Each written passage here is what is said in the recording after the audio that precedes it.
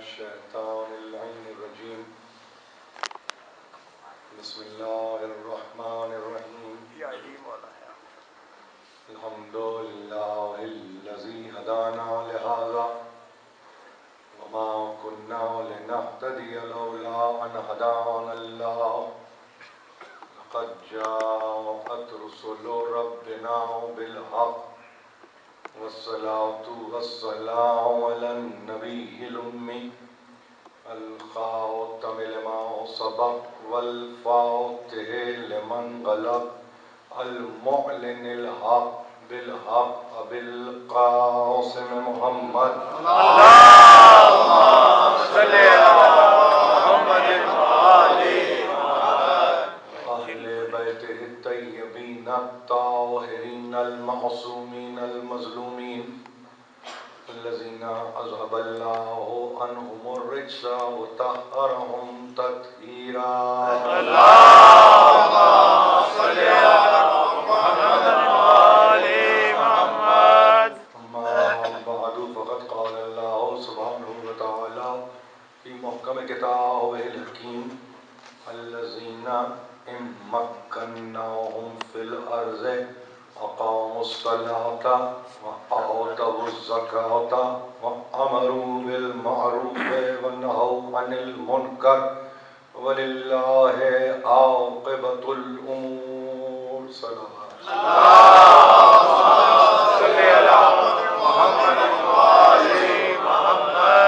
آپ کی حسن سماعت کا میں روز اول ہی قائل ہو گیا ہوں اور کل کی تقریر میں بھی اور آج بھی میں نے یہی کہنے کی کوشش کی ہے اور کہنا چاہتا ہوں کہ مجلس من حیث کل ایک عبادت ہے، کوئی نہ داخل ہے نہ کوئی خارج ہے، اور جہاں یہ اسپرٹ ہو مجلس کی وہاں پہ ہم ایک دوسرے کو برداشت نہیں کرتے بلکہ اپنی لطیف سماعتوں کو اس کے حوالے کر دیتے ہیں۔ وہ میرے لیے حدیث قصہ کا پڑھنے والا ہو، وہ سوسانی کرنے والا ہو، وہ سلام خان ہو، وہ روضہ خان ہو، وہ انتہا میں زیارت پڑھنے والا ہو، کوئی بھی ایسا نہیں ہے کہ جو کسی سے کم ہے۔ لیکن اس میں ظاہر ہے کہ میں سمجھتا ہوں کہ آپ حضرات مجھے سننا چاہتے ہیں۔ میں اپنے تعلق سے اتنا کہوں کہ جو کچھ بھی بیان کیا جائے گا اور جو کچھ بیان کیا گیا ہے اس میں اس چیز کو ملحوظ خاطر رکھا گیا ہے کہ مختصر سے وقت میں ایک ایسی صورت قائم کر دی جائے جس میں ہم کسی نتیجے پر پہنچ سکیں۔ عنوان آپ کے پیش نظر ہے، عنوان ہے حکومت اور عاقبت۔ کوئی حکومت بدون عاقبت نہ اپنے آپ کو استوار کر سکتی ہے نہ اپنے آپ کو قرار دے سکتی ہے۔ تو ایسی صورت میں جب ہم نے اس عنوان کو آپ کی خدمت میں پیش کیا تو کہیں سے فی زمانہ سیاست پیش نظر نہیں ہے۔ کہیں ذہن میں یہ بات نہ آئے کہ اسلام آباد میں مجلس پڑھنے کی ایک وجہ یہ ہو شاید کہ یہاں کے ایوانوں تک کوئی اپنی آواز کو پہنچانا ہے، ایسا پتہ نہیں۔ اس لیے کہ نہیں معلوم ایسی کتنی حکومتیں آئیں اور چلی گئیں، اور ظاہر ہے کہ وہ کہ جو اپنے آپ کو نہ استوار کر سکے اور نہ ہی قرار دے سکے، اس کا کیا مرتبہ اور کیا مقام ہے؟ یہ تو قرآنی حکومت کا تذکرہ ہو رہا ہے اور قرآن کے تصور حاکم کی گفتگو ہو رہی ہے۔ اب جہاں تصور قرآنی ہو تو وہاں پر ایک عنوان میں ایک لفظ ہے اور لفظ ہے عاقبت۔ کیوں؟ اس لیے کہ جو خوف خدا کے نتیجے میں حکومت بنتی ہے تو اس کے لیے یہ لفظ مناسب ہے، اور وہ لفظ ہے انتہا کا لفظ، نتیجے کا لفظ، انجام کا لفظ، آخر کار، یعنی کیا ہوتا ہے، یہ ہے اس سے مراد۔ تو جہاں ہمارے پاس کوئی صورت اس درجے کی قائم ہی نہ ہوئی ہو، وہاں پہ کیا ضرورت ہے کہ ہم فی زمانہ چند افراد کو لیں اور اپنے عنوان کا حصہ بنائیں؟ ممبر کو غیر محترم کرنے کی ضرورت کیا ہے؟ قابل احترام ممبر ہے، قابل احترام قرآن ہے، قابل احترام اہل قرآن ہے، ہمارے لیے اس سے بڑھ کے تو کوئی نعمت نہیں ہے۔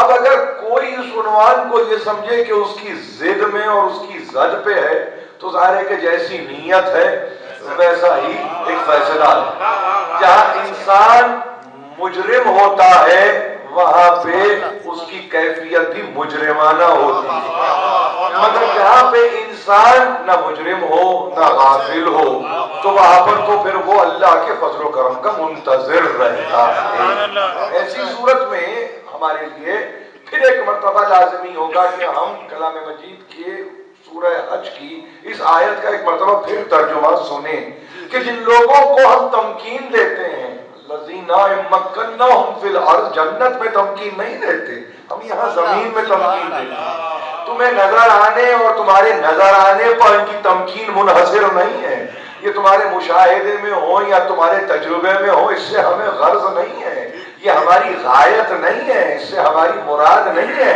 بہت سو کو سامنے کی دیوار نظر نہیں آتی ہے، ہمارا مسئلہ تو نہیں۔ بہت سو کو دن میں نکلنے والا سورج نظر نہیں آتا، یہ ہمارا تو مسئلہ نہیں ہے۔ تو لہذا ہم نے فیصلہ کیا اور ہمارا فیصلہ ہمارے اختیار کا نتیجہ ہوتا ہے، ہمارا اختیار ہمارے ارادے کا مظہر ہوتا ہے، اور ہمارا ارادہ ازلی ہوتا ہے، ہمارا ارادہ ابدی ہوتا ہے، ہمارا ارادہ سرمدی ہوتا ہے، وہ نہ زمانی ہوتا ہے، نہ وہ مکانی ہوتا ہے، نہ وہ مقامی ہوتا ہے، بلکہ اس کی کیفیت یہ ہے کہ ہر دور میں ہمارا ارادہ پریویل کرتا ہے اختیار کی صورت میں، اور پھر دنیا یہ دیکھ لیتی ہے کہ جو ہم چاہتے ہیں وہی ہوتا ہے۔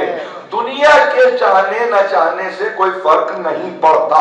یہ اگر موضوع یہاں تک آپ کی سمجھ میں آ جائے تو آپ کو مسئلہ حکومت کا سمجھ میں آ جائے گا کہ اللہ کی جانب سے معین کردہ حکومت جو مبنی بتمکنت ہوتی ہے، جو زمین پر قائم کی جاتی ہے، وہاں پہ دنیا کا اس سے کوئی سروکار نہیں ہے۔ اب اس کے لیے کچھ ایسی چیزیں بتا دی کہ وہ حکومت پہ بیٹھنے والے، وہ حکومت کرنے والے، وہ اقتدار میں رہنے والے، وہ کچھ شرائط کو پورا کر کے رہتے ہیں۔ ایسا نہیں ہے کہ بس چونکہ ان کو ہم نے حکومت دے دی تو وہ اس حکومت کے نتیجے میں سرشار ہوئے اور اس کے نشے میں گرفتار ہوئے اور وہ حکومت کرنے لگے۔ نہیں، کچھ ذمہ داریاں ہوتی ہیں حکومت کرنے والوں کی جو ہم معین کرتے ہیں، وہ خود معین نہیں کرتے، وہ خود تعین نہیں کرتے، وہ خود فیصلہ نہیں کرتے، اس لیے کہ وہ ہمارے امر کے مطیع ہیں، ہمارے امر کے اطاعت گزار ہیں، ہمارے امر کے ذمہ دار ہیں۔ تو پھر وہ کون ہے؟ وہ وہی ہیں کہ جو سب سے پہلے نماز کو قائم کرتے ہیں، وہ وہی ہیں کہ جو جب دینے پاتے ہیں، داد و دہش کی منزل پر آتے ہیں تو زکوٰۃ دیتے ہیں۔ یہ وہی ہے کہ جب ایک مرتبہ خیر کی طرف بلاتے ہیں تو دو صورتوں کے ساتھ بلاتے ہیں، معروف کا حکم دیتے ہیں، منکر سے روکتے ہیں۔ خیر سے بلانے کا مطلب فقط اچھائی کی طرف دعوت دینا نہیں ہے، خیر کا مطلب دوسرے کی بھلائی ہے، اس کو بھی سمجھنے کی کوشش کریں۔ خیر کا مطلب دوسرے کی بھلائی ہے، اگر کسی کو کسی منکر شے سے روک دیا جائے تو اس کے حق میں خیر ہے، برائی نہیں ہے۔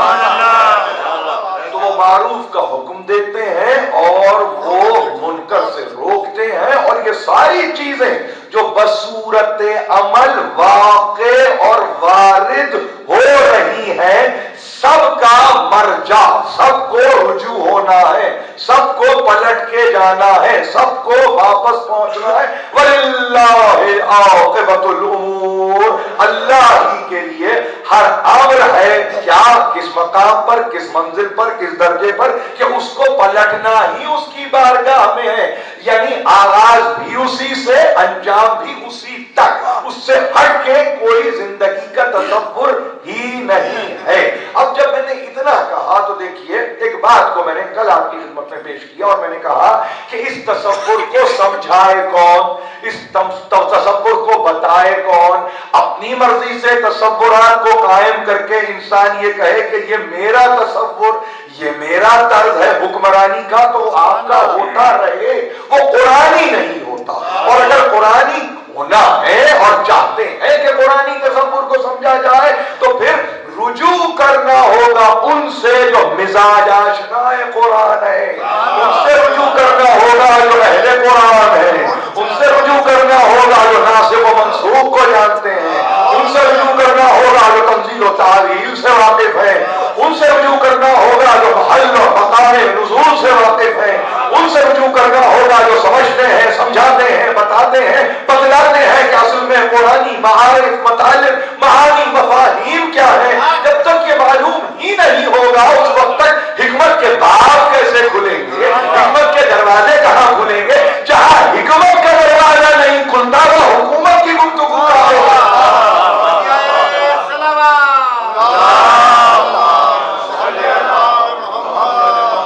معلوم کیا ہوا؟ معلوم یہ ہوا حکمتوں کا نتیجہ حکومت ہے، وزڈم کا نتیجہ حکومت ہے۔ اگر حکمت ہی نہیں ہے تو حکومت کا تصور ہی نہیں ہے۔ اب حکمت انسانی حکمت نہیں ہے، یہ ہے قرآنی حکمت۔ قرآنی حکمت چار چیزوں کا تذکرہ کیا تمکین کے تعلق سے، حکومت کے تعلق سے، کہ یہ نماز کو قائم کرتے ہیں۔ نماز کیا ہے؟ نماز ہے کیا؟ اگر کوئی آپ سے پوچھے کہ نماز کیا ہے تو معلوم یہ ہوگا نظام ہے۔ آپ سمجھ رہے ہیں میری بات کو؟ غور سے سنیے، حکومت اور عاقبت کے عنوان پر گفتگو کر رہا ہوں۔ چار چیزیں بتائی ہیں اس آیت کے اندر، حکومت اور عاقبت کے تحت گفتگو کرتے ہوئے نظام چاہیے، نظام۔ اگر نظام ہی نہیں ہے تو حکومت نہیں ہے۔ تو پہلا نظام حکومت اصلاح نفس ہے۔ اسی سے دنیا محروم ہے، اسی سے دنیا معذور ہے، اسی کو نہیں جانتی کہ اس میں حکمت کیا ہے۔ یعنی پہلے درست ہو تو درست کرو نا، تم درست ہونا ہی نہیں جانتے اور تم ڈنڈا لے کے چلے دوسرے کو صحیح کرنے کے لیے۔ اس کو حکومت کرنا نہیں کہتے بلکہ اس کو بے عقلی کہتے ہیں، اس کو ناسمجھی کہتے ہیں، اس کو نافہمی کہتے ہیں۔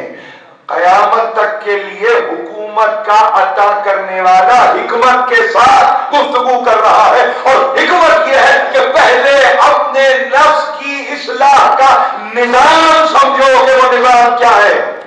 تم یہ سمجھ بیٹھے کہ یہ ہماری عبادت ہو رہی ہے، تم یہ سمجھ بیٹھے کہ شاید ہم پہ احسان ہو رہا ہے، تم یہ سمجھ بیٹھے کہ شاید ہم اس کی احتیاج رکھتے ہیں، تم یہ سمجھے کہ ہم تمہاری نمازوں کے محتاج ہیں۔ نہیں، ہماری احتیاج تمہاری نماز نہیں ہے، ہم تو اصلاح نفس کے ایک نظام کو پیش کر رہے ہیں۔ تو نظام اصلاح نفس کا مقدمہ ہے قیام صلاۃ۔ تو اگر انسان ایسا انسان کہ جس کو بتایا کہ تکبر کے معنی کچھ نہیں ہے، غرور کے معنی کچھ نہیں ہے، نقوت کے معنی کچھ نہیں ہے، استکبار کے معنی کچھ نہیں ہے، کیوں کچھ نہیں ہے؟ اس لیے کہ تم نے اپنے نفس کو اس کے حوالے کر دیا۔ نفس کو حوالے کرنے کی منزل ہے قیام صلاۃ۔ اب آپ کا کچھ نہیں، سب کچھ اس کا، سب کچھ اس کا۔ جہاں سب کچھ اس کا ہوتا ہے تو وہاں انانیت کہاں، وہاں فرعونیت کہاں، وہاں شدادیت کہاں، وہاں حامانیت کہاں؟ نہیں، وہاں کچھ نہیں ہے۔ آپ بھی نہیں ہے، آپ بھی نہیں ہے، یعنی یہ علائق ہے۔ دیکھیں اردو زبان ابھی گفتگو ہو رہی تھی، میری مشکل شاید اردو ہے، لیکن یہ سارے کے سارے یعنی تہذیب کے لفظ ہیں جو قرآنی ہیں۔ یعنی آپ نے نفس کو حوالے کیا قیام صلاۃ کی صورت میں، یعنی ایسا ہوا کہ آپ علائق دنیا سے الگ ہو گئے، کہ اب آلائشوں میں آپ گرفتار ہی نہیں ہیں، آپ ناپاکیوں میں گرفتار ہی نہیں ہیں، آپ کے ساتھ دنیا ہے ہی نہیں جس میں آپ مبتلا ہیں، یعنی اپنے آپ کو اس کے حوالے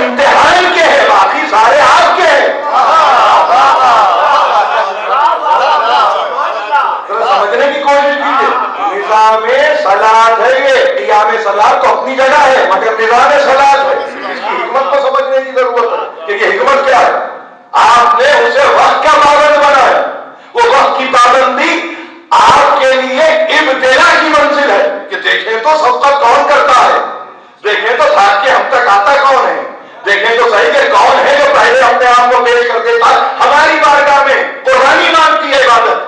تو وہاں یہ نہیں تھا کہ فقط وہ ہے اور اس کے 5 وقت ہیں باقی سارے کسی اور طرح کے، نہیں نہیں، وہ 5 امتحان کے وقت، باقی تیاری کے وقت. کیسا ہے آپ سمجھ رہے ہیں نا؟ مطلب 5 وقتوں کو آپ کہیں یہ نہ سمجھیں کہ بس یہی ہے اس کے بعد جو چاہے کریں گے، نہیں، باقی وقت تو پھر تیاری. اچھا شاگرد اچھے امتحان کی سال بھر تیاری کرتا ہے، 1 گھنٹے کے امتحان کے لیے 3 گھنٹے کے امتحان کے لیے تیاری ہوتی ہے، تیاری سال بھر کی تیاری. اور وہ پیدا کرنے والا سال بھر تک موقوف نہیں کرتا، اس لیے کہ آپ کے صبر سے واقف ہے. آپ کو اتنا صبر نہیں، آپ صبر نہیں کر سکتے. ایک ایسی بات ہے جو سال میں 1 مرتبہ ہوتی ہے، 1 دن کے لیے ہوتی ہے، وہاں پہ آپ کو اسی کے گھر کا طواف کرنا ہے. مثلا بے چین ہے سارا سال آپ اسے عبادت کے لیے، اگر ایسی کوئی عبادت قائم کرتا بے چینی کا عالم کیا ہوتا؟ اس نے کہا نہیں بے چین نہیں، ان کو تو وقت بے وقت ایسی صورت میں ہم مبتلا کریں گے کہ جس میں درمیان میں جو وقت آ جائے تو اس میں یہ تیاری کرے بس. تو ایک پورا نظام ہے. دنیا کی حکومتیں نظام نہ سمجھ کر اسے عبادت کے اوقات بتا رہی ہے.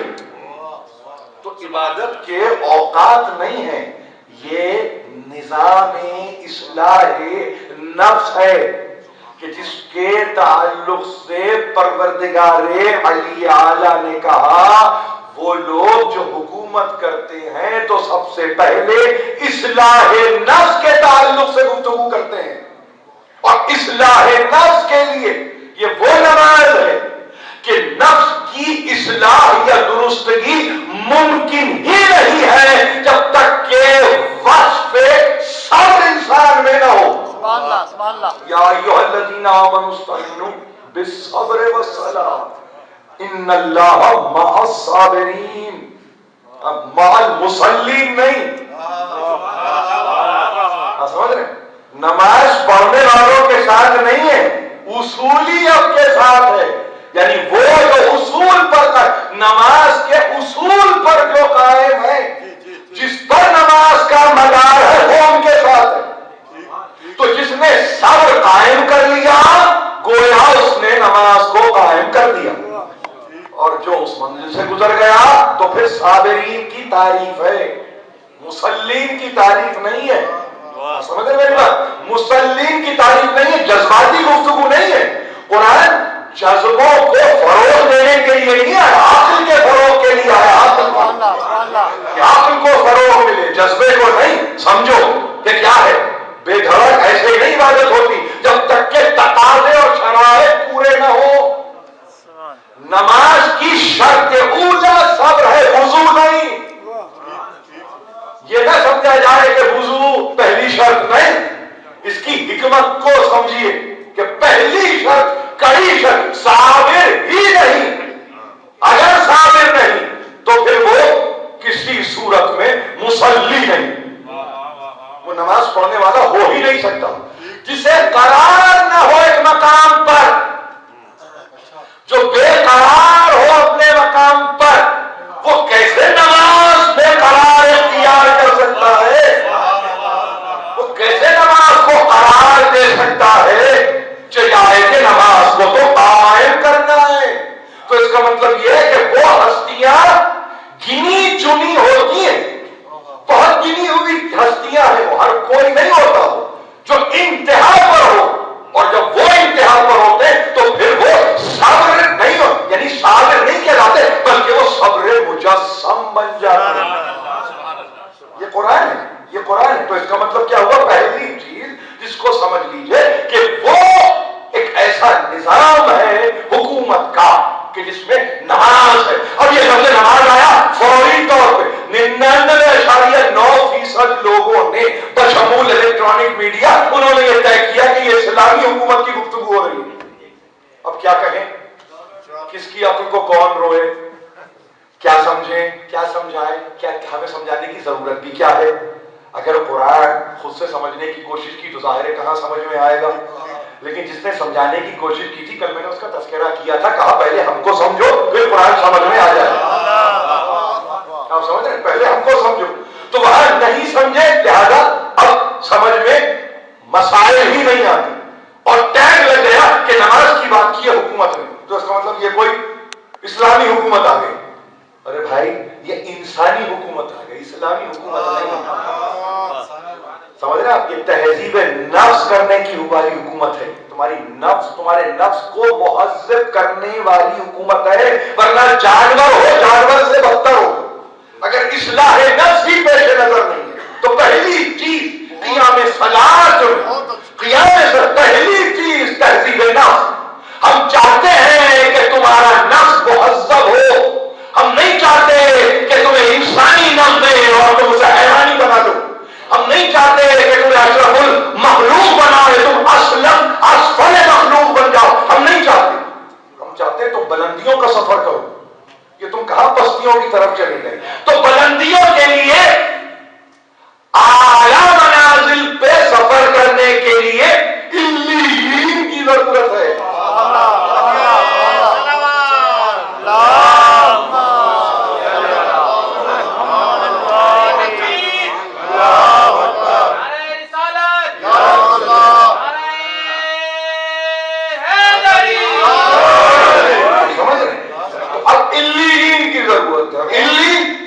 یعنی وہ جو بلند مرتبے کے حامل ہیں، اسی میں اگر کوئی لفظ نکلے گا تو عالی نکلے گا، اسی میں کوئی لفظ نکلے گا تو علی نکلے گا.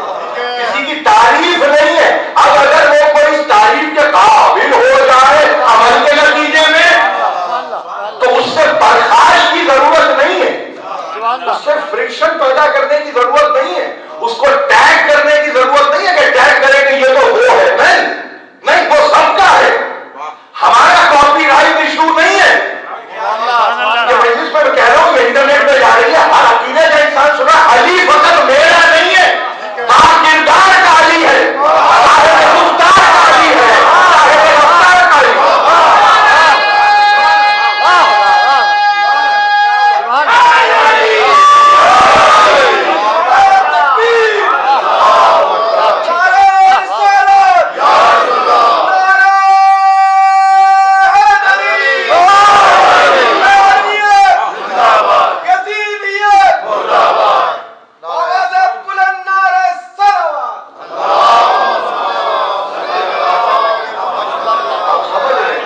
مسلمانوں کو تقسیم کرنے کی کوشش، اس میں یہ کہا ہے کہ یہ ان کے، وہ ان کے، یہ فلاں کے، یہ اس کے. نہیں، تقسیم نہ کریں. خدا کے لیے تقسیم نہ کریں. جو انسانوں کو مہذب بنائے وہ تقسیم کے قابل نہیں ہوتا. علی سے اگر دشمنی ہے فقط اس لیے کہ وہ تہذیب نفس کرتا ہے تو نقصان آپ کا اپنا ہے، علی کا نقصان نہیں ہے. علی کا نقصان نہیں ہے. کاہے کے لیے پریشان ہو رہی ہے دنیا؟ علی سب کے، اب سب کو علی کا ہونا ہے. کو یاد رکھیں گے، علی سب کا ہے لیکن سب کو علی کا ہونا ہے. پہلی چیز طے ہے، دوسری چیز طے ہونا باقی ہے. وہ کیسے طے ہوگا؟ وہ کردار کی صورت میں، فرد کا کردار، امت کا کردار، قوم کا کردار. آپ سمجھ رہے ہیں؟ یہ معمولی مرحلہ نہیں ہے، معمولی مرحلہ نہیں ہے. جس سطح پہ آپ چیزوں کو دیکھتے ہیں یہ اصل مسئلہ ہے. کہاں آپ کو روک دیا گیا ہے یہ آپ کا مسئلہ ہے، مگر بڑھتے ہوئے طوفان کو کوئی روک نہیں سکتا. آپ سمجھ رہے ہیں؟ بند بھی باندھ دیے جائیں طوفان کے کنارے تو ایک وقت آتا ہے بند بھی ٹوٹ جاتے ہیں، بشرطے کے پیچھے قوت ہو. اگر وہ قوت ہی نہ رہے اور انسان مردہ ہو جائے تو اس کی ذمہ داری کسی اور پر نہیں ہے. تمہیں تو ہم نے طبیعتاً ہیجانی رکھا ہے، تمہیں تو ہم نے طبیعتاً طوفانی رکھا ہے، لیکن یہ ہیجانی اور طوفانی تہذیب کے دائرے میں، تہذیب کے دائرے میں مہذب نفس کے ساتھ طوفان بھی اچھا لگتا ہے. لیکن اگر یہ تہذیب ہی نہ ہو تو پھر اس سے تباہی ہے. آپ سمجھ رہے ہیں؟ ہلاکت ہے. تو ایسی صورت میں اپنی طاقتوں کو سمجھنے کی ضرورت ہے کہ قرآن مجید نے کہا حکومت ان کے تعلق سے، حکومت ان پہ جچتی ہے، ان پہ سجتی ہے کہ جو نظام اصلاح نفس دیتے ہیں، یعنی نماز، یعنی قیام صلاۃ، اور یہ داخل سے تعلق ہے، داخل سے تعلق ہے۔ داخل کا مطلب کیا ہوا؟ ان کی ذات کی اصلاح کرتے ہیں۔ وہ ایسا نہیں ہے کہ خود بے نمازی رہتے ہیں دوسروں کو نماز کی تلقین کرتے ہیں، ایسا نہیں ہے۔ اس کا مطلب یہ کہ وہ عامل ہیں اور عامل کرنے، عامل بنانے کی کوشش کرتے ہیں۔ سب سے پہلی چیز انسان بحیثیت فرد، اور جب فرد اپنے مقام پر محکم ہو جائے اور ہر فرد اپنے اپنے مقام پر مستحکم ہو جائے تو وہ تشکیل دیتا ہے معاشرے کو۔ آپ کسی زور زبردستی آرڈیننس، آرٹیکل، کلاس کے نتیجے میں معاشرہ نہیں بناتے، بلکہ آپ اپنے عمل پر نگران ہوتے ہیں اور یہ توقع کرتے ہیں کہ آپ کے عمل کے نتیجے میں ایک شمع اور جلے، اس سے ایک اور شمع جلے۔ پھر آپ کو اس سے دلچسپی نہیں ہوتی کہ کتنی شمعیں جلی ہیں اور کتنی بجھی ہیں، اس لیے کہ آپ اپنی اصلاح کر رہے ہیں۔ یہ اسلام کا ابدی پیغام ہے، اسی سے پیغمبر کی قاطعیت ثابت ہے حسن عمل کے نتیجے میں۔ انک لعلی خلق عظیم، بے شک تم بڑے بڑے بلند اخلاق مرتبے پر فائز ہے۔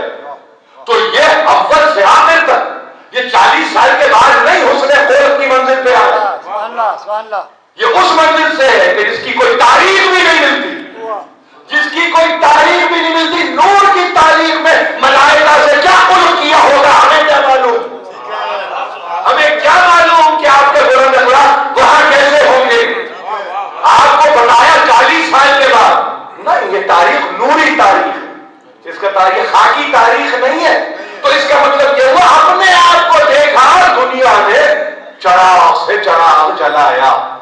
1400 برس آگے آپ آئے، 15ویں صدی ہجری میں داخل ہوئے اور گنتی آپ کرتے، اس نے گنتی نہیں کی کہ کتنے مسلمان ہوئے۔ کبھی رسول سے آپ نے گنتی نہیں سنی ہوگی کہ آج اتنے مسلمان، کل اتنے، کاؤنٹنگ نہیں ہوتی، ووٹ بینک نہیں ہے،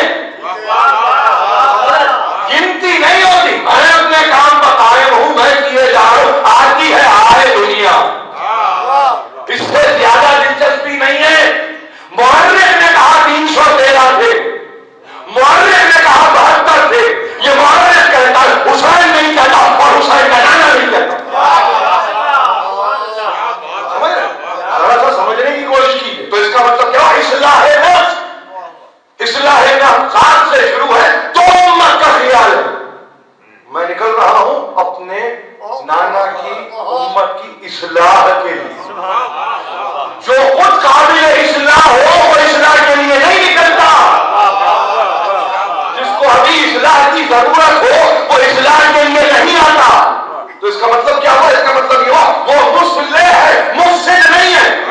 مفسد کوئی اور ہے، مفسد کوئی اور ہے۔ اگر وہ مفسد نہ ہوتا تو ذمہ داری اس کی تھی بحیثیت حکمران کے۔ اس کا یہ عمل بتا رہا ہے کہ ہو رہا برائے نام حکمران، حقیقت میں حکومت بھی حسین کی، حکمرانی بھی حسین۔ یہ وہ منزل کہ جس میں ایک دوسرا درجہ گفتگو کا، فقط اصلاح نفس، ذات اپنی بات نہیں، آگے بڑھو۔ واؤ تو وہ زکات۔ اب جب تم نے نفس کی اصلاح کی ہے، یعنی ایک نظام کو تم نے ترتیب دیا ہے جو نظام ہے اصلاح نفس کا، تو آؤ ایک آگے بڑھتے ہوئے اس نظام کے بھی تمنائی بن جاؤ جو معاشی ناہمواریوں کا نتیجہ ہے۔ یہ جملہ یاد رہے گا آپ کو، معاشی ناہمواریوں کو درست کرنے کے نظام کو نظام زکات کہتے ہیں۔ یہ نہ اس سے کوئی زکات بینک بنتا ہے، نہ اس سے کوئی زکات فنڈ بنتا ہے، نہ اس سے کوئی ایسا ادارہ تشکیل پاتا ہے جو حساب اور کتاب کرے، نہیں نہیں، جن کو انفاق کی عادت ہوتی ہے وہ حساب نہیں کرتے، جن کو خرچ کرنے کی عادت ہوتی ہے وہ اپنے مال کو گنتے نہیں، جن کو دینے کی عادت ہوتی ہے راہ خدا میں وہ یہ نہیں کہتے کبھی آدھا دیا، کبھی پورا دیا، کبھی 1/4 دیا، وہ گن کے تقسیم نہیں کرتے۔ یہی فرق ہے اہل بیت میں اور غیر اہل بیت میں۔ اہل بیت نے جب تقسیم کیا ہاتھ کھول کے دیا، غیر اہل بیت نے گن کے دیا، آدھا رکھا ہے، آدھا اسلام کی راہ میں دے دیا۔ میں اپنے سننے والوں کو میں مطالبہ کرتا ہوں کہ مجھے کوئی روایت، ایک روایت لائیے تاریخ اسلام سے یا مسلمانوں کی تاریخ سے کہ ہمارے پاس اہل بیت نے کبھی یہ کہا ہو کہ اتنا روک کے ہم نے اتنا دے دیا۔ یہ 5 پہ روک کے گفتگو نہیں کر رہا ہوں، 12 کی گفتگو کر رہا ہوں۔ کبھی کوئی روایت ملے تو میں کل ایک مجلس اور پڑھ لوں، میں وہاں انتظار کروں گا کہ آپ مجھے بتائیں گے کہ انہوں نے کہا ہم نے اتنا روکا ہے اور اتنا دے دیا۔ نہیں، ان کو معلوم ہے کہ روکنے سے کچھ نہیں ملتا۔ آپ اس کو سمجھ رہے ہیں نا؟ یہ معاشی ایک عجیب نظام ہے کہ جہاں سب دے دینے پہ سب ملتا ہے۔ اگر سب نہیں دیں گے تو سب نہیں ملے گا۔ دو لفظ یاد رکھیے، پہلا بھی سب، بعد میں بھی سب۔ سب دیں گے تو سب ملے گا، سب دیا تو سب لے لیا، سب بیچ دیا تو سب خرید لیا۔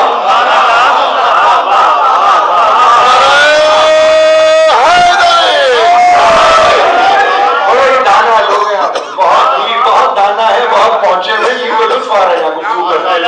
اس پہ وقت کے تعلق سے ہمارے محترم شاعر پریشان ہوئے، جذباتی ہوئے، ہونے کی ضرورت ہی نہیں ہے۔ اختصار کلام ہی میں سب کچھ ہے، اور اشارے میں سب کچھ ہے، کنارے میں سب کچھ ہے۔ ضرورت نہیں ہے کہ وقت خامخواہ میں ضائع کیا جائے۔ تو جہاں سب دیتے ہیں تو سب ملتا ہے، جہاں کچھ دیتے ہیں تو کچھ ملتا ہے۔ یہ اصول ہے، اصول فطرت ہے، اکنامک سسٹم نہیں ہے یہ دنیا کا۔ یہ خدائی نظام معیشت ہے کہ جس میں اگر سب دے دیں گے تو سب دیں، اب اگر وہ سب رزق کا ہے، اس کی کیفیت ہے تو سب ان تک پہنچ جائے، اگر وہ سب علم کی صورت میں ہے تو سب ان تک پہنچ جائے، اگر وہ سب فضل کی صورت میں ہے تو سب ان تک پہنچ جائے گا۔ پریشان ہونے کی ضرورت نہیں ہے، ان کا کون سا اپنا ایجاد کرتا تھا، ان کو بھی دینے والے نے دیا اور اس اختیار سے دیا، ہارا ہٹاؤنا امسک برائے حساب۔ دیکھو یہ ہماری عطا ہے، فَمْنُنْ او امسک برائے حساب۔ اختیار اتنا دیا سلیمان کو کہ ایک مرتبہ کہا ہم تمہیں اتنا دیں گے اور تمہاری داد و دہش کے تو ہم قربان ہیں کہ تم روکتے ہی نہیں، دیتے ہی چلے جاتے ہو۔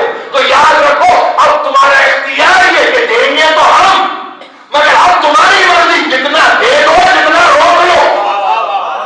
تو رکنے والی کیفیت نہیں ہے۔ تو وہاں پہ ایک نظام دیا، جیسے میں نے عرض کیا نظام اصلاح نفس، تو ویسے ہی نظام دیا معاشی ناہمواریوں کو درست کرنے کا۔ معلوم ہے حکمت الہی میں ہے کہ سب ایک جیسے نہیں ہوں گے، معلوم ہے کہیں کوئی مجبور ہوگا، کہیں کوئی قادر ہوگا، معلوم ہے کہیں کوئی کمزور ہوگا، کہیں کوئی طاقتور ہوگا۔ یہ کہاں لکھا ہے قرآن میں کہ سب ایک طرح سے ہوں گے؟ نہیں، تبھی تو زکات ہے، اور زکات کا انسٹیٹیوشن ہے، یہ ختم ہونے والا نہیں ہے۔ تو فیوچر پریڈکشن بجائے اس کے کوئی اکانومسٹ کرے، میں کر رہا ہوں، یہ دنیا میں فرق رہے گا جسے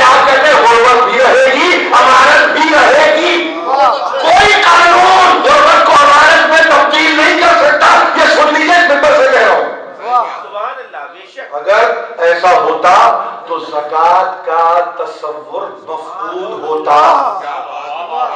یہ قائم تصور ہے، قائم جیسے صلاۃ قائم ہے، یعنی بندے کو معبود کی ضرورت رہے گی. سمجھ رہے ہیں؟ بندے کو معبود کی ضرورت رہے گی، بندہ مجبور رہے گا، بعین ہی زکات کا نظام رہے گا. دنیا کی کوئی اکانومی یہ نہیں کہہ سکتی کہ آج سے 10,000 برس کے بعد ہم اتنا امپروو کر دیں گے جس کے نتیجے کسی کو کسی کی حاجت نہ ہوگی. کوئی نہیں کہہ سکتا، کوئی نہیں کہہ سکتا. اس کی وجہ میں عقیدہ نہیں ہے، اس کی وجہ یہ تصور ہے جو قرآن نے دیا کہ دیکھو جب آئے تو دے دو. وَمِمَّا رَزَقْنَاهُمْ يُنْفِقُونَ ہے نا، جو دیتے ہیں اس میں انفاق کرتے ہیں. تو جس کو دیتے ہیں تو وہ اس کو تو ایسے کو تو نہیں دیتے کہ جس کے پاس ہوتا ہے، نہیں، اس کو دیتے ہیں جس کے پاس نہیں ہوتا، کم ہوتا ہے، قلیل ہوتا ہے، محدود ہوتا ہے، اپنے سے کم ہوتا ہے، اس کو دے دیتے ہیں، وہ رکتے نہیں ہیں. تو یہ ناہمواریوں کو درست کرنے کا نظام ہے. اسے بیت المال سے ملا کے، اسلامی تصور دے کے، ڈرا کے، پریشان کر کے کہ کبھی یہ آ جائے تو بھاگ جانا. ارے بھائی، اس میں نہ بھاگنے کی ضرورت ہے نہ پریشان ہونے کی ضرورت ہے. آج آپ دیکھ رہے ہیں کہ جس تصور کو آپ نے ایجاد کیا، ٹیکسیشن کا تصور آپ کا ایجاد کرتا ہے، اس سے فرار کرتی ہے دنیا. لیکن تصور زکات میں فرار نہیں ہے، اس لیے کہ حساب لینے والا یہاں نہیں ہے، وہاں ہے. مجبور کا حساب نہیں لیتا، حساب وہ لے، مجبور کا حساب قادر لے گا، مختار لے گا، صاحب اختیار لے گا. اس لیے گھبراہٹ نہیں ہے. اس نظام کی فرسودگی کا عالم دیکھیے، جس کو متعارف کرا کے کہتے ہیں کہ ہم یوں کلیکٹ کر لیں گے جس کے نتیجے میں ہم غربت کو دور کریں گے، افلاس کو دور کریں گے، ہم پاورٹی ایریڈیکیشن کریں گے، ہم غربت کو مٹا دیں گے، فلاں لکیر سے فلاں لکیر تک لے جائیں گے. ارے بھائی، یہ لکیریں ختم ہونے والی لکیریں نہیں ہیں. جب تک کہ نظام سمجھ میں نہ آئے کہ یہ نظام کیا ہے، اس نظام کو تعصب کا چشمہ پہن کر دیکھنے کی ضرورت نہیں ہے. اس نظام کو سمجھنے کی ضرورت ہے، اس کی وزڈم کو، اس کی حکمت کو سمجھنے کی ضرورت ہے کہ نظام کیا ہے. اور اس کے بعد سنو، یہ نظام اگر سمجھ میں آ جائے تو پھر یہ داخل سے خارج کا سفر ہوا، یعنی اس کا مطلب ہوا کہ وہ ایک جو اپنی ذات میں مکمل ایک ہوا، اب وہ کسی اور کو مکمل کرنے چلا. تو اب اس کے بعد کا سفر بھی باقی ہے. اور وہ سفر کیسے باقی ہے کہ اب آ جاؤ معاشرے کی تشکیل چاہیے. تو وہ معاشرے کی تشکیل کیسے ہوتی ہے؟ امر بالمعروف ونہوا عن المنکر. وہ ایسے تشکیل ہوگی کہ اب تم قابل ہوتے گئے تو معلوم یہ ہوگا کہ معروف کا ایسے جن کو ہم حکومت دیتے ہیں، جنہیں ہم تمکین دیتے ہیں، جنہیں ہم شان و شوکت دیتے ہیں، جنہیں ہم غلبہ عطا کرتے ہیں، جنہیں ہم تسلط دیتے ہیں، تو پھر وہ اس قابل ہوتے ہیں. وہ پہلے مرحلے کو چوتھے میں اور چوتھے کو پہلے مرحلے میں تبدیل نہیں کرتے. جو منزل تیسری ہے وہ تیسری ہے، جو چوتھی ہے وہ چوتھی ہے. اس میں تبدیلی نہیں ہے. قیام صلاۃ سے پہلے معروف کا حکم نہیں دیتے، زکات دینے سے پہلے منکرات سے نہیں روکتے. تو اس کا مطلب ایک ترتیب ہے. کتنی حکیمانہ ترتیب ہے، سمجھنے کی کوشش کی. کتنی حکیمانہ ترتیب ہے. اپنی ذات سے سفر شروع ہو، اپنی ذات پہ ختم ہو جائے. یہ سفر ہے، یہ انسانی سفر ہے. اور کہا کہ دیکھو، جب اور جن لوگوں میں یہ قابلیت ہے کہ وہ صلاۃ کا قیام کرتے ہیں، زکات دیتے ہیں، عطا کرتے ہیں، عنایت کرتے ہیں، ہاتھ سے اپنے دے دیتے ہیں، تو پھر انہی کے لیے لائق ہے یہ امر کہ وہ معروف کا حکم دے. یہ ہر کس و ناکس کی ذمہ داری نہیں ہے. دیکھیے میری بات کو غور سنیے. وَلْتَكُن مِّنكُمْ أُمَّةٌ يَدْعُونَ إِلَى الْخَيْرِ. کیا ہی اچھا ہوتا کہ تم میں ایک ایسی امت ہو جو خیر کی طرف بلائے، تو یہ امت مرحوم مسلمہ کا تذکرہ نہیں ہے، سمجھے؟ وہ امت جو اقبال کے کلام میں رک گئی اس امت کا تذکرہ نہیں ہے، یہ امت ہی کوئی اور، اس لیے کہ معروف اور منکر کا حکم دینے والی قوت نظام کا نتیجہ ہے، اور یہ نظام کیا کہلائے گا؟ اب آپ کہیں گے یہ ہے اسلام کا معاشرتی نظام، یہ اسلام کا سماجی نظام۔ آپ معاشی نظام دیکھ چکے، داخلی نظام سے گزر چکے، یہ ہے اس کا معاشرتی نظام۔ سوسائٹی کا تصور کیسے پیدا ہوگا؟ یہ وہ نظام ہے۔ تو یہ اس وقت ممکن ہوگا کہ جب بلانے والی قوت خیر کی طرف بلانے کی طاقت، ہمت، قوت رکھتی ہو۔ دیکھیے وَلْتَكُنْ مِنْكُمْ أُمَّةٌ يَدْعُونَ إِلَى الْخَيْرِ، پہلے یہ گفتگو ہے، دعوت خیر کی طرف ہے، يَأْمُرُونَ بِالْمَعْرُوفِ وَيَنْهَوْنَ عَنِ الْمُنْكَرِ وَأُولَٰئِكَ هُمُ الْمُفْلِحُونَ۔ سمجھ؟ یہ آیت ہے، اس کو سمجھیے، اس کو آل عمران کی آیت ہے، اس کا جس نے بھی ترجمہ کیا اور تفسیر کی تو وہ اس میں مسلمان، یہ مسلمان قوم ہے۔ ارے بھائی اگر سب کو، ہر انسان ہر ایک کو خیر کی دعوت دے سکتا ہے تو وہ کون ہے کہ جو منکرات میں مبتلا ہے؟ وہ کون ہے جو سیئات میں مبتلا ہے؟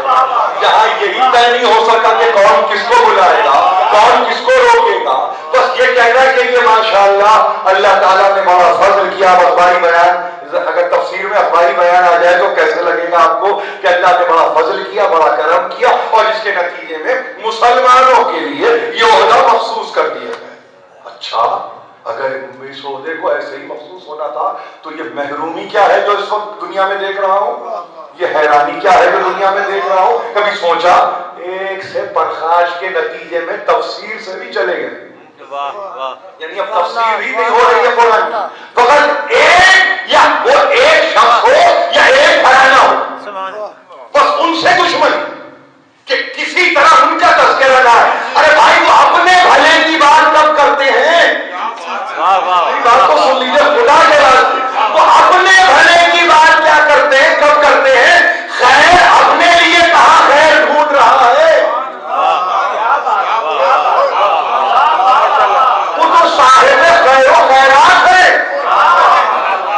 وہ تو تمہاری بھلائی کے لیے جستجو کر رہے ہیں، وہ تو تمہاری بھلائی میں لگے ہوئے ہیں، وہ تو تمہاری بھلائی میں مگن ہے۔ تم کیوں نہیں سمجھتے کاہے کی دشمنی کر رہے ہو؟ انسان اپنے فائدے کو نقصان پہنچا کر فائدے کو فائدہ نہیں پہنچاتا، فائدے کو نقصان پہنچا رہا ہے۔ تمہارا فائدہ ہے جس کی گفتگو ہو رہی ہے، تو یہ وہ گھر ہے۔ اب وہ کوئی بھی ہو، تقریر ختم کر رہا ہوں میں 5 منٹ ہے، اس لیے کہ میں نماز، میری عادت ہی نہیں ہے کہ کہیں تکبیر کی آواز بلند ہو اور میں تقریر کو جاری رکھوں، اس لیے کہ اس سے بڑا کوئی تذکرہ ہے ہی نہیں۔ اور اگر ہم اس گفتگو کو جہاں ختم کریں گے تو انہی کے ایسے چاہنے والے کہ دنیا نے ایسے چاہنے والے نہیں تھے، انہی کے تذکرے پہ اپنے تذکرے کو ختم کریں گے۔ اور کس کا تذکرہ؟ کل میں نے عرض کیا آپ سے کہ وہاں بڑوں سے تہذیب پانے کی ضرورت نہیں، بچہ آپ کو مہذب کرنا ہے، بچہ، اور وہ بچہ اگر 3 برس کی سکینہ ہو، وہ 3 برس کی حسین کی بیٹی ہو، اس کے لیے یہ کہا گیا کہ کہے دنیا عباس کو باب الحوائج، مگر سکینہ سے عباس اپنی حاجت پوری کرو۔ حسین کے قبے کے نیچے جا کے آپ نے سنا ہے کہ پہلی 3 دعائیں مقبول ہیں، اور وہ اپنے لیے کہیں کہ بیٹی دعا کرو۔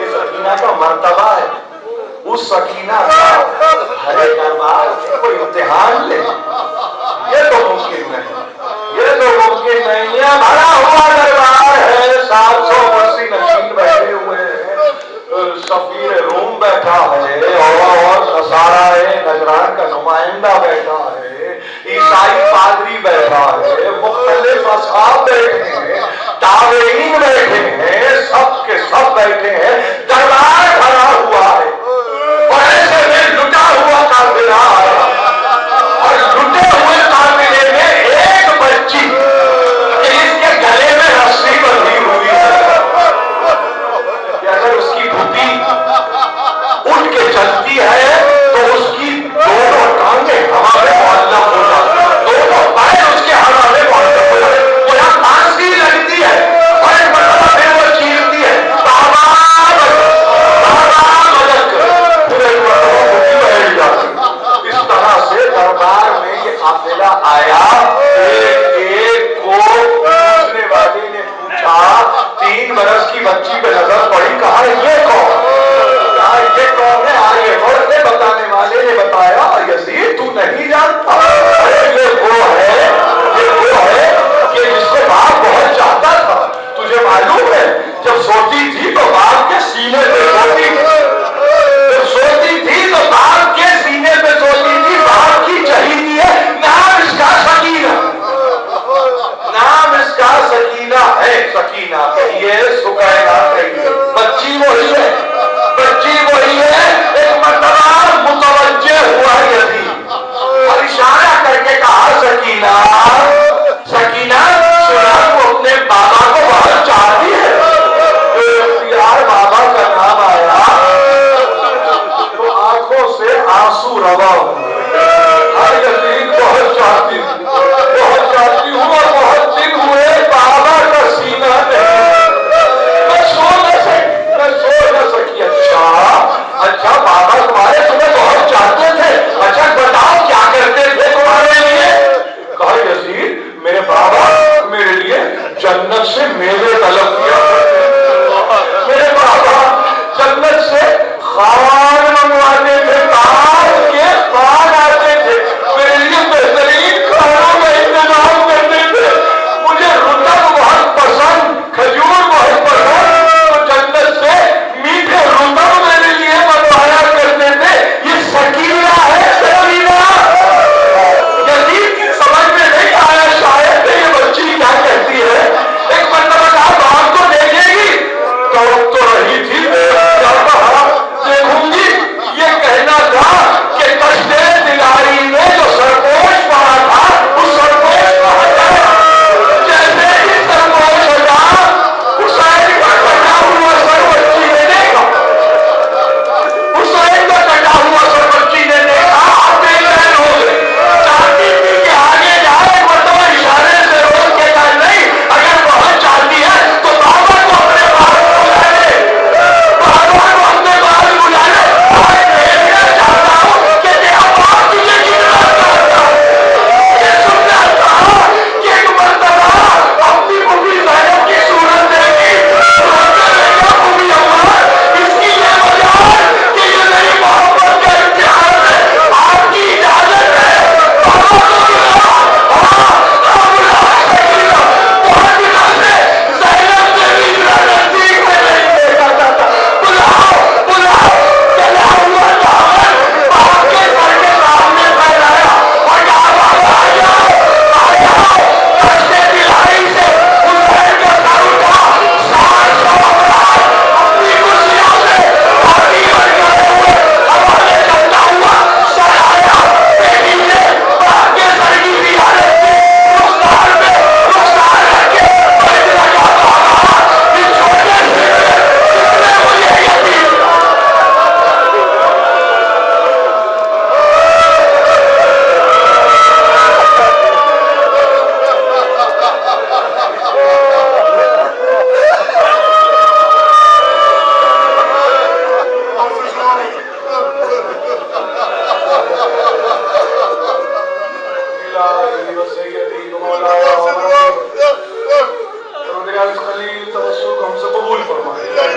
ہمیں جو پریشان حال ہے واسطہ سکینہ بنت الحسین کا ان کی پریشانیوں کو دور فرمائے، ہمیں جو بیمار ہے واسطہ سکینہ بنت الحسین کا ان کو شفائے کامل عطا کرے، ہمیں جو بے روزگار ہے واسطہ سکینہ بنت الحسین کا ان کو روزی روٹی مہیا کرے، پروردگار میں کوئی غم نہ دے سوا ہمیں آل محمد کی تعلیل فرما ظہور حجت